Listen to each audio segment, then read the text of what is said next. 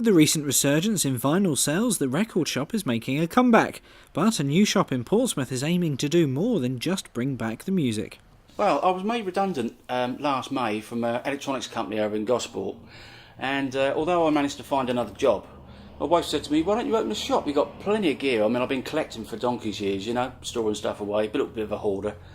And I thought, well, so it got my mind going, you know. And these premises come up. This was an old estate agent that's been bought out, and painted it and decorated it, done downstairs, put in a sound booth which enables people to listen to the music before they actually buy it. There's a coffee machine there as well, so they can sit down and have a coffee while watching some old vintage videos. And I decided to decorate downstairs and have a poster gallery down there. I didn't want just a boring record shop where people come in, flick through a few records and go out. It's almost like a museum really downstairs, what people have told me.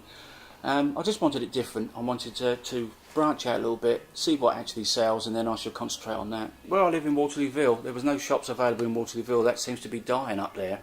And we saw this really as we drove by. The sign was up. I had a look through the window, noticed that there was a downstairs as well. So I mean, the lights went up and thought, you know, maybe two shops. It's a bit like a TARDIS when you walk in.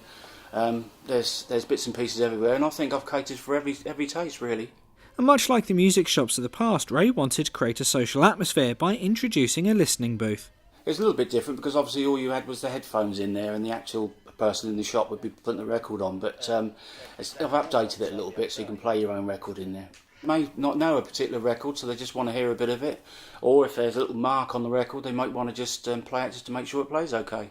Memorabilia and collectibles are a big part of the business, and one of the more unusual pieces in the shop is a replica rifle used in the movie Saving Private Ryan.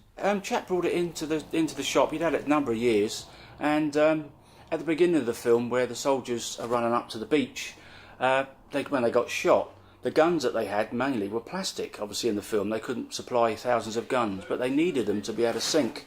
So the one I've got on display is actually one that is what they call a sinkable one.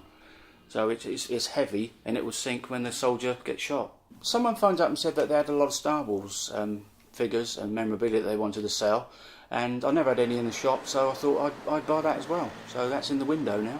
I'm adding to it all the time. It's bursting at the seams, but you know, I like it that way, and people seem to like everything new that's coming in. No, I think I've picked everything out I want to keep.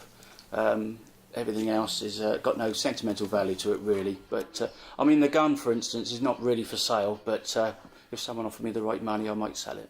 Pop on in, if there's anything that I haven't got, I can always put you on a mailing list, and I've got new stuff coming in all the time. Richard Stringer, That's TV.